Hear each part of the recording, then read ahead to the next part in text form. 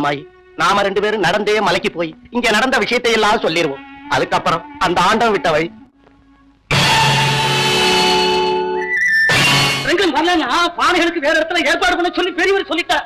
தானே தானே தானே வந்துட்டேன் சாமி. அந்த ரெங்கனே வந்துட்டேன் சாமி. சட்டி பானைகளை எல்லாம் மடப்பள்ளி அனுப்பிச்சிட்டேன். பெருமாளை சேவிச்சுட்டு வாங்கோ. போங்கோ. வாங்க, நீங்க போங்க. அங்க வந்துட்டாரே. சாமி, எங்களை மன்னிச்சிருங்க சாமி, எங்களை மன்னிச்சிருங்க. மன்னிக்கிறதாவது நீ என்ன சொல்ற? இப்பதானே உன் பொஞ்சாரி அழைச்சிட்டு பெருமாளை சேவிக்கிறதுக்கு உள்ள போனே. ஆனா நீங்க சொல்றது உண்மை எனக்கு புரியவே இல்லைங்க. மாமா, நேக்கு எல்லாம் நல்லா புரிஞ்சு போயிடுச்சு. என்னடா சொல்ற?